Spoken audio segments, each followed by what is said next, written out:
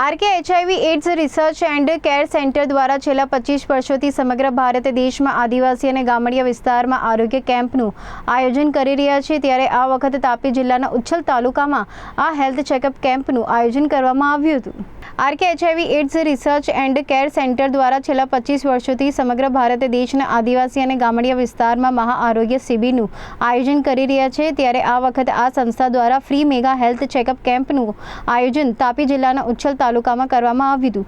આ medical health checkup કેમ્પનું ઉદ્ઘાટન ગુજરાત સરકારના વન અને પર્યાવરણ, જળ સંપત્તિ અને પાણી પુરવઠાના રાજ્યમંત્રી મુકેશભાઈ પટેલ, DDO VN શાહ, નિઝર જિલ્લાના ધારાસભ્ય જયરામભાઈ ગામિત, વન વિભાગના ડેપ્યુટી ફોરેસ્ટ ઇન્વેસ્ટર वन विभागના ડેપ્યુટી ફોરેસ્ટ કન્ઝર્વેટર પુનિત નાયરની સાથે અનેક મહાનુભાવોના नायर नहीं है, पुनीत नैयर नैयर हूँ मैं। नायर हाँ नायर भाई NAIYR नायर है, नैयर नहीं है। આ મેડિકલ કેમ્પની અંદર 10,000 લોકોને આવવાનું આમંત્રણ આપ્યું છે। લગભગ 6,000 લોકો અહીંયા કેમ્પનું રજીસ્ટ્રેશન થઈ ચૂક્યું છે।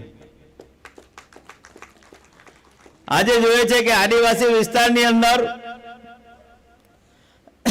આંખનું ઓપરેશન ક્યારે કોઈ વિચારતા નથી આંખનું ઓપરેશન થઈ શકે।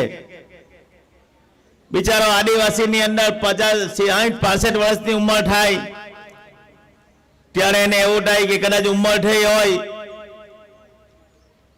તો આંખની અંદર ઉંમરના લીધે દેખાતો ના હોય, પણ મારો બિચારો આદિવાસી ભાઈ બેન કે માતા એ ક્યારે પણ એવું ના વિચારે કે આંખની અંદર મોતિયો હશે, એ મોતિયો નીકાળીએ તો મને ફરી પાછું પહેલા દેખાતું હતું એવું દેખાતું થાય, એવું ક્યારે કોઈ વિચારતા ના હતા।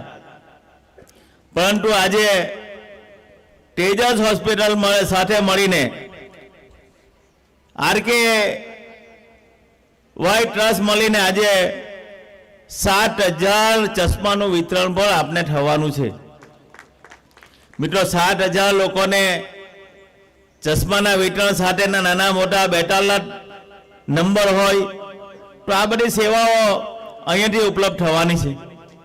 મારા આદિવાસી ભાઈ બહેનો ક્યારે ના વિચાર્યું હોય કે મને દિવ્યાંગ લોકોને લગભગ 1,000 વ્હીલચેરોનું વિતરણ પણ આજે થવાનું છે। લગભગ આપણે જોઈએ છે સિકલ સેલના દર્દીઓ, આદિવાસી વિસ્તારમાં સિકલ સેલના દર્દીઓ માટે ગુજરાત સરકાર બહુ ખૂબ ચિંતિત છે। દેશના વડાપ્રધાન મોદી સાહેબે જેમ પોલિયો મુક્ત અભિયાન ચલાવીને દેશને પોલિયો મુક્ત કર્યું, એમ આ સિકલ સેલના દર્દીઓ એમાંથી બહાર આવે એના માટે પણ મોદી સાહેબે લોકોને જઈને ઘરે જઈને આ સિકલ સેલમાંથી મુક્તિ કરવાનું કામ પણ આ દેશના વડાપ્રધાન નરેન્દ્રભાઈ મોદી સાહેબે કર્યું છે। આજે લગભગ 507 જેટલા સિકલ સેલના દર્દીઓને એનું કીટનું પણ વિતરણ થવાનું છે।